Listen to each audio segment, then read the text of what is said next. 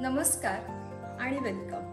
आज आपण भेटणार आहोत अशा महिलेला ज्या 65 वर्षाच्या वयात असूनही अभिमानाने ऑटो रिक्षा चालवतात. At the age where most people think of retirement, she chose to keep working with dignity and courage. Her journey is not just about livelihood, but about breaking stereotypes and inspiring all of us. So, चला तर मग जाणून घेऊया अशाच एका प्रेरणादायी प्रवासाबद्दल. तर मग तुमचं नाव काय? मंगला बावळे. अच्छा, आणि तुम्ही प्रॉपर कराडच्याच का? नाही, नांदगाव. बर. आणि मग आता वय काय आहे तुमचं? 65. 65. आता तुमच्या वयाचा जर विचार केला, 65 या वयामध्ये साधारणपणे रिटायरमेंटची निर्णय घेतात कुठल्या पण स्त्रिया किंवा कोणीही. तर या वयात येऊन तुम्ही आता रिक्षा चालवायची, हा कसा काय विचार केलात? विचार माझ्या मनात असा आला की रिक्षा माझ्या मुलाने घेतली होती. 1.5 वर्ष रिक्षा घरी बसून होती. बर. आणि असतेच की काहीतरी अडचणी. बरोबर. मग अडचण निर्माण झाल्यामुळं मी मुलाला म्हटलं, बाळा रिक्षा घेतली आहेस आणि घरी बसवून ठेवली आहेस, त्याचा काय उपयोग आहे? आता रिक्षाचा खर्च तर सगळा असतोच, इन्शुरन्स असतं, काय असतं. बरोबर. हो, आणि रिक्षा सुद्धा खराब होती. बरोबर. म्हणून एक जणाला चालवायला दिली, त्याने काय बरोबर चालवली नाही आणि त्यांनी पैसे सुद्धा दिले नाहीत. अच्छा. बर. म्हणून माझ्या उगाच असं सहजच मनात आलं, म्हणलं मला तरी शिकव, म्हणलं मी तुला हातभार लावीन. अच्छा. अरे वा. हा, मग म्हणजे तुमच्या मुलांनीच तुम्हाला रिक्षा हा, शिकवली? मुलाने शिकवलं. अच्छा. मुलगा म्हणला, चल तुझ्या जर शिकायचं असेल तर चल तुला शिकवतो. ज्या दिवशी 12 मार्च त्या दिवशी रिक्षा बाहेर काढली आणि त्याचा वाढदिवस होता. बर. मला म्हणलं, आई चल तुला वाढदिवसाच्या निमित्तानं तुला रिक्षा गिफ्टच देतो. अरे वा. म्हणजे तुमचा वाढदिवस 12 मार्चला? माझा नाही, मुलाचा वाढदिवस मुलाचा होता. पण तो म्हणला, तुला रिक्षा मी गिफ्टच दिली म्हणून समज, तुला शिकवतो रिक्षा. अच्छा. हा, मग रिक्षा शिकायला जाताना मला जरा भीती वाटली. बर. म्हणलं, अरे कशाला शिकवतोय मला, मी म्हातारी बाई बघितली तर मला रिक्षा नको शिकवू. म्हणलं, आई असू दे, आपण काहीतरी जगात वेगळं करायचं. मी मुलाला म्हटलं, अरे मला नावं ठेवते आली. म्हणलं, आई नावं ठेवणारे असते, नावच असते. बरोबर. जगात काय माणूस कोणी कोणाला चांगलंही बोलतं आणि वाईट बी बोलतं, आपण त्यांच्याकडे लक्ष द्यायचं नाही. बरोबर. हो. नाही, बरोबर आहे. म्हणजे या सगळ्या परिस्थितीमुळे तुम्ही कराडमध्ये रिक्षा चालवण्याचा निर्णय घेतला, जिथे आता वुमन ड्रायव्हर म्हणजे कोणतीही स्त्री अजून तरी रिक्षा चालवत नाहीये, तिथे तुम्ही हा निर्णय या वयात येऊन, वयाच्या 65 येऊन घेतलात. खूप छान. आणि हे खूप कौतुकास्पद आहे सगळ्यांसाठीच आपल्या. तर मग तुम्हाला वाहन परवाना, कुठलंही वाहन चालवताना वाहन परवाना लागतो, म्हणजे लायसन्स. मग त्याच्यासाठी तुम्ही कसं केलं, काय प्रोसेस मिळालं तुम्हाला सहजासहजी? सांगते तुम्हाला. बर. कसं मिळालं, मी 15 दिवस रिक्षा माझ्या मुलाकडून मी शिकली. माझ्या मुलाला पाठीमागं बसवायची, मी पुढे रिक्षा चालवायची. बर. मला भीती वाटायची, मला ते कळायचं नाही आता ते हँडल कुठला आणि ब्रेक कुठला असलं, काही त्या दोन्हीतला काही सुद्धा फरक मला कळत नव्हता. अच्छा. हा, तर माझ्या मुलानं मला जवळ बसून हातात ह्यो म्हणला हँडल आहे, ह्यो पायात आहे ते ब्रेक आहे.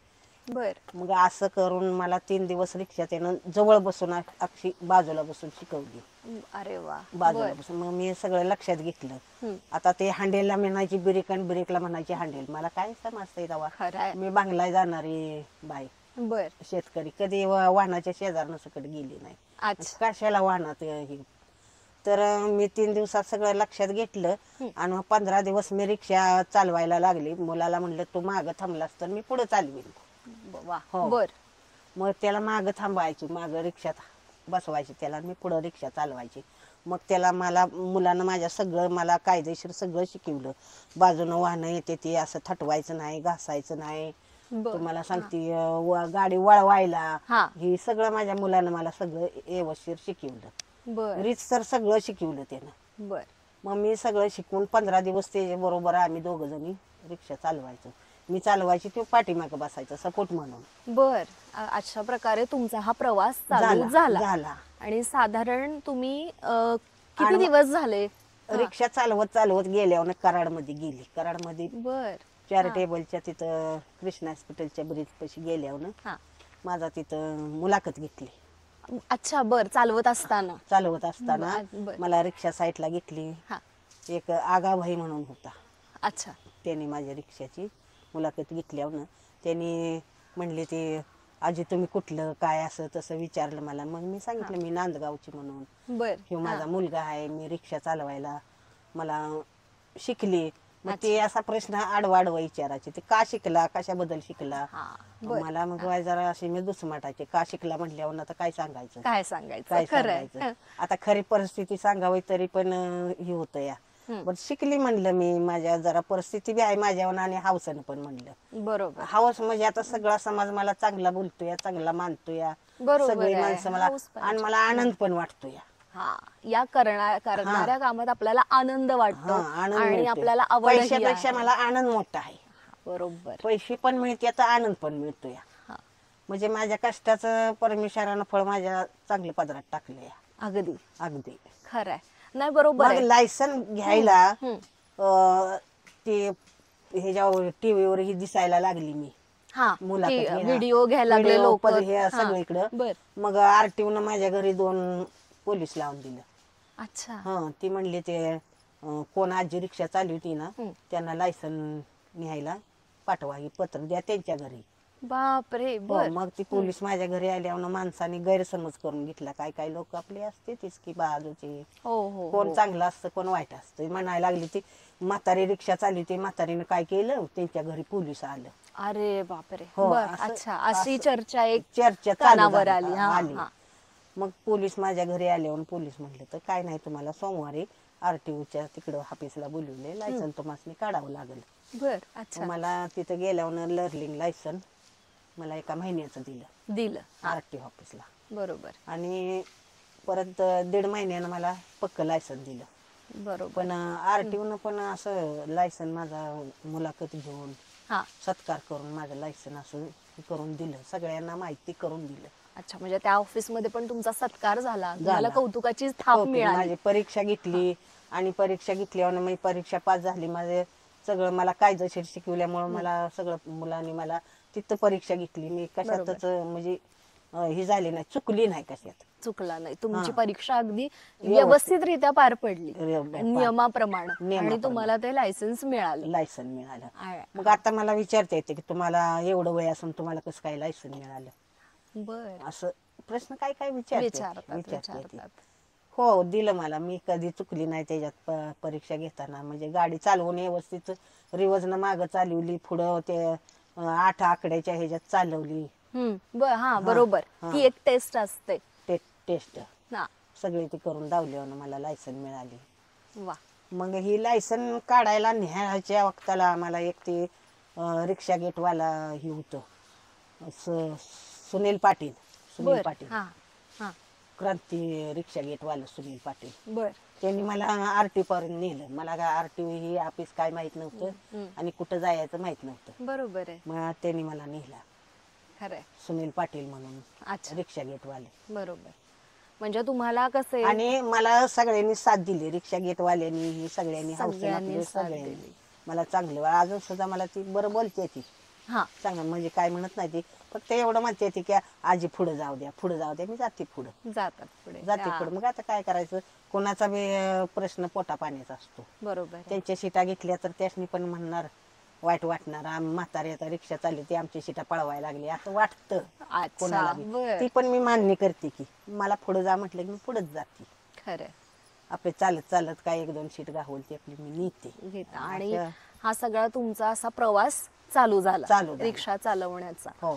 आणि म्हणजे खरंय, एका ठिकाणी तुम्हाला कौतुकाची थापही बघायला मिळाली हो. आणि दुसऱ्या प्रकारे एक अवहेलना सुद्धा मिळाली. मिळाली. तर या ह्याच्यातून तुम्ही अशा तुमचा प्रवास खूपच छान चालू ठेवलाय आणि हे खूप कौतुकास्पद आहे. आवड प्रत्येकालाच असते हो. अहो, पण प्रत्येकाला जोपासता येते असं नाही. पण तुम्ही म्हणताय त्याप्रमाणे की देवानी अगदी तुमच्या कष्टाचं दान तुमच्या पदरात टाकलं. तुमची आवड आणि जिद्द याप्रमाणे तुम्हाला अगदी छान योग्य प्रकारे हे गोष्ट मिळालेली आहे आणि खूपच छान कौतुकास्पद आहे. तर किती वर्ष झालं हे रिक्षा चालवताय तुम्ही? मार्च महिन्यापासून आता 7वा महिना लागला. 7वा महिना फक्त, म्हणजे अवघे 6 महिने झाले आणि तुम्ही छान हे सगळं करताय. खूपच छान. आणि मग कुठल्या रूटला असता तुम्ही आता? कॉलेज बनवली. कॉलेज बनवली. कॉलेज बनवली. ओके. तर आत्ताच आपण तुम्ही प्रियांकाशी बोलत होता की तुमचं रूट बनवडी कॉलनीवरनं सुरू होतं. हो, कॉलेज बनवडी. हो. आणि मग तिथून तुम्ही सुरू करून मग जिथं जसं मिळतं तसं तुम्ही घेत जाता हो हो. कस्टमर्स. तर तुमचं मला थोडंसं तुमचं दिनचर्या कसं असतं? सकाळी उठल्यापासून तुम्ही कसा तुमचा दिवस जातो आणि किती वाजता तुम्ही घरी येता? मी 9:30 पावणे 10च्या दरम्यान मी बाहेर निघते. बरं. माझ्या सुनबाईचं मी स्वयंपाक पाणी उरकायला पाहिजे. हां, बरोबर आहे. मी नाश्ता करते आणि डबा घेते, हं. तेव्हा मी बाहेर पडते. बाहेर पडता आपण सकाळी. मला बाहेरचं काय खाण्यात जास्त आवडत नाही. बरोबर. सुनबाई माझी येरवाळी मला जेवण करून देते. आणि मग परत किती वाजता, साधारण किती वेळपर्यंत तुम्ही येता? दिवसभर मी तिकडंच डबा खाते, रिक्षा तिकडंच चालवते आणि 6-6:30 वाजेपर्यंत. 6-6:30 वाजेपर्यंत. मग तुम्ही बनवडीवरनं सुरू केलं तर कुठपर्यंत तुमची एक एरिया ठरलेली असती का कुठे जिथं जाईल तिथे? म्हणजे कुठं बी पेशंट घेतलं तरी चालतं, पण लांबच्या रूटला पेशंट घेतलं तर पॅसेंजर परवडत नाही. असं एक पॅसेंजर 2 पॅसेंजर असं घालवायला उगलवाडीला परवडत नाही. किंवा लांबच्या रूटला 1-2 परवडत नाही. मी 1-2 सीट आपली नेते. मला काही जास्त माझी गाडी भरत नाही. कधी 4 सीटा बसते ते, कधी 2 सीटा बसते ते, कधी एकच बसते. मग आता मी त्यांच्या जोडीला बसत नाही. माझी रिक्षा भरल्याशिवाय हलवायची नाही असं करत नाही. 2 सीटा बसल्या, 1 सीट बसली, मी आपली चालू त्यामुळे माझ्या गाडीत आपली बसते ती. का तर मग ती चालू गाडी आपल्या लवकर म्हातारी पोचवती बसते ती. बसतात. हा, चालू मध्ये. छान छान. मग 6 वाजता मी घरी जाते. कॉलेज शाळा सुटली की आपली 6 वाजता घरी जाते. कधीतरी एखादवारीला आपल्या सीटा दिवस मावताना मिळते ते म्हणून आपली थांबायचं एखाद वेळ, एक अर्धा तास लेट व्हायचं, तर 6 वाजता आपली घरी जाते मी. म्हणजे संध्याकाळी जरा उशीर झाला तरी तुम्ही घेता पॅसेंजर? घेते. मग अशा वेळी तुम्हाला असं कधी भीती वाटली किंवा आता संध्याकाळचं नको, बास नको असं वाटतं काय का? भीती वाटण्यासारखं काय नाही. पॅसेंजर असते ती गाडीत. आणि मला कोण सुद्धा असं वाईट वंगाळ अजून आता 6 महिन्यात कधी कोण काय बोललं नाही. बरोबर. मला सगळे कौतुकानं बोलली होती ती. मुली तर माझ्या अशा गळ्यात पडते, त्या पाठीवर थाप टाकते त्या अशा बायका. मला चांगलं, आजी तुम्ही चांगली सुरुवात केली असं मला चांगले नाव असते त्या. मग मला बरं वाटतं. तेच मला आनंद मोठा मिळाला. खरंच आहे. कारण आपल्या कराडमध्ये मला असं वाटतं की पुण्या बॉम्बेला मी बघितलेत की बायका गाडी चालवतात, रिक्षा चालवतात, पण कराडमध्ये आज ताग्यात मी तुम्हालाच पहिल्यांदा बघती आहे आणि खरंच कौतुक वाटतंय. खरं तर लय मुली आणि अशा बायका माझ्या वयांच्या, तुमच्या वयाच्या बाया मला लय कौतुक केलंय त्यांनी. मला म्हणजे ते आजी तुम्ही शिकताच कसं शिकला असं प्रश्न विचारते. शिकली बाया. बरोबर. हे खरंच आहे. कारण आता आमच्या वयाला आलेल्या बायकाच म्हणतो आता कुठे गाडी शिकायचं, 4 व्हीलर कुठे शिकायचं, गाडी कुठे चालवायचं, परत रिस्क असती गाडी चालवणं, परत तुम्हाला लायसन्स लागतो, ह्या सगळ्या गोष्टी आहेत. आणि ह्या सगळ्या गोष्टी असताना तुम्ही ह्या वयाला लायसन्स काढून व्यवस्थित रिक्षा चालवताय, हे कौतुकास्पद आहे. आणि वेगळ्या वेगळ्या क्षेत्रांमध्ये काही बायका असतील ज्यांना अशाच गोष्टींमुळे अडचणी येत असतील, तर तुम्हाला बघून ते प्रेरणादायक आहे. खरं हे निश्चितच आहे. म्हणते की आता आजी तुमची, आता आम्ही रिक्षा चालवलेली बघितली, आता आम्हाला बी चालवावी वाटते.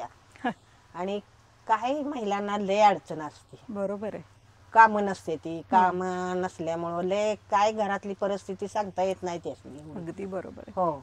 मग घर सांभाळत काही काम करू शकतात बायका? काम करू शकते त्या की घर सांभाळत, पण काय त्या कामानं त्याशी यश येत नाही. बरोबर. कुठं काम केलं तर कामाच्या ठिकाणी पैसे पण लवकर मालक देत नसते.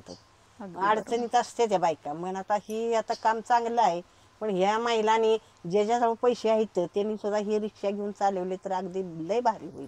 म्हणजे हे तुम्ही संदेश देताय की माझ्यासारखे, तुमच्यासारखे अजून बायकांनी पुढे येऊन रिक्षा स्वतःची घेऊन गाडी चालवायला पाहिजे, अशी ही प्रेरणा तुम्ही देताय सगळ्यांना. चालवायला पाहिजे. ह्यात काय कोणाचं घ्यायचं नाही. बरोबर. कोणाचं काय हिसकावून घ्यायचंय का आपल्याला, कोणाचं काय करायचंय का, काय चोरीमारी करायचंय का, आपल्या कष्ट करायचं आपण. पण कष्ट केलं, व्यवस्थित कष्ट केलं तर चांगलं आहे. का तर काळजीपूर्वक ही सुद्धा गाडी चालवती म्हणजे ही सुद्धा काळजीनेच चालवावी लागते. खरंच आहे. अशी काळजी घेऊन चालवावी लागते गाडी.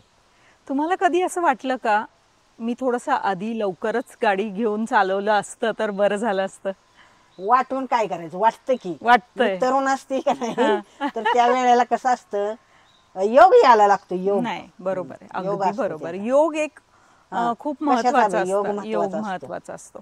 मग आजपर्यंत माझं मालक मला जरा वेशनीच होतं बर. आणि ती मालक वेशनी असल्यामुळे माझा परपंच जरा नाजूक याच्यात झाला, गरिबीतच. गरिबीत. मी 4 मुलं सांभाळून आतापर्यंत एवढं कुटुंब आहे असं पुढं आणलं. 3 मुलींची लग्न केली. मुलगा माझा 10वी शिकला आणि शाळेतनं निघून बंद झाला. परत लग्न केलं. लग्न झाल्यावर त्यानं 15वी केली. 15वी झाल्यावर मग तो नोकरीला लागला. एसटी ड्रायव्हर झाला. तुम्हाला 4 मुलं आहेत? 4 मुलं आहेत. 3 मुली आणि 3 एक मुली आणि मुलगा. एक मुलगा. मग हे मुलं लहान असताना तुम्ही काय करत होता? शेतमजुरी, शेती भांगलायला. मजुरीच. शेतमजुरी. वा. आम्हाला जमीन सुद्धा लय नाही. म्हणजे वयाचा काय, तुम्हाला काय कमवायचं असेल किंवा बिझनेस काढायचा असेल तर वयाचा काहीही काय नाही, काय नाही, वयाचं फरक काय नाही. पडत आपलं नाही. डोकं चांगलं पाहिजे, आपली निहती चांगली पाहिजे. नियती चांगली पाहिजे. हा. खूप बरोबर बोलला. नियती तुमची चांगली पाहिजे. आणि मगाशी तुम्ही जे बोलला, आनंद मिळतो. तुम्ही जे करताय त्यात आनंद जेव्हा मिळतो. हो. पैसे कमी मिळू दे अजून सुद्धा मला, बरोबर. पण आनंद लय मला मिळायला लागला. मी अशी जन्मान मला वाटलं सुद्धा नव्हतं की मी ही करेन. माझ्या कधी असं स्वप्नात सकट नाही, पण माझ्या हे आता पदरात आलं. खूप मोठा आनंद झाला. म्हणजे तुम्ही 6 महिन्यापूर्वी हो. एक विचार आला तुम्हाला की विचार आला. हे रिक्षा पडून आहे आणि आपण ही रिक्षा का नाही हो. चालवायचं, आणि तिथून ती तुमची प्रवास सुरू झाली. झालं. आणि आज तुम्ही कितीतरी लोकांसाठी एक प्रेरणा आहात. आणि कितीतरी लोक मला, मोठमोठी लोक चांगली अशी, मला कोणी सुद्धा असं मला वाईट म्हणलं नाही. बर. सगळी माणसं मला आनंदात अगदी बोलते ती, किती हातवर करते ती. अशा मुली सुद्धा माझ्या गळ्यात पडते त्या, आजी चांगली चालवा, व्यवस्थित चालवा असं करून मला सांगते त्या. माझी काळजी घ्या म्हणते त्या तुमची. मग मला किती माझ्या डोळ्यात पाणी उभा राहते एक टाइमाला. मला अरे वा. किती माझी ही करते त्या. खरंच आहे. हो. अजून तुम्हाला असं काही स्वप्न आहेत का, जे तुम्हाला असं वाटतं की आता मी रिक्षा चालवते तर मला अजून काहीतरी वेगळं करायला पाहिजे? वेगळं करायला म्हणजे आता ही मी शिकली रिक्षा, बरोबर. मी चालवते. माझ्या पाठीमागे आता महिलांनी कुणी पण एक 4 म्हणा 5 म्हणा आणि कोणी बी महिला रिक्षा शिकावं अशी माझी अपेक्षा आहे. अशी तुमची अपेक्षा आहे? अपेक्षा आहे. का अपेक्षा आहे, मी आता शिकली आहे, आता माझं मागं नाव तरी निघावं करेक्ट. की ही म्हातारी रिक्षा चालवाय शिकली आणि तिच्यामुळं आम्ही पण शिकलो असं एवढं व्हावं. आपल्या प्रेक्षकांना हे परत एकदा तुम्ही सांगा. इथे इथे बघून, समोर बघून तुम्ही प्रेक्षकांना सांगा. आता मी रिक्षा चालवायला शिकली आहे तर माझ्या पाठीमागं माझा एवढाच अपेक्षा आहे, माझ्या पाठीमागं रिक्षा चालवायला शिकावं. एक 4 महिला 5 महिला किती बी महिला तुम्हाला काय झेप लिखतं, किती कुणाला कसं असेल तसं काम ही प्रत्येकजण करतं, पण ह्या कामात चांगलं मला यश आलं या आणि मला चांगला आनंद मिळाला या. आणि माझ्या पाठीमागं तुम्ही सुद्धा चालवलं तर चांगलं होईल, हीच माझी एवढीच अपेक्षा आहे. मी हाय तोपर्यंत तरी तुम्ही कुणीतरी 4 महिला शिका, मला बघायला मिळू द्या. करेक्ट. हा. तर प्रेक्षकांनो, नक्कीच हे प्रेरणादायी मावशीनी एक 4 बायकांना पण प्रेरणा दिली आणि आपल्या कराड सारख्या ठिकाणी अजून एक 4 रिक्षा अशा महिला वर्गांनी पुढे येऊन जर रिक्षा चालवायला सुरू केलं तर मला असं वाटतं तुमचं एक स्वप्न पुढचं जे आहे ते पूर्ण होऊ शकतं. होऊ शकतं.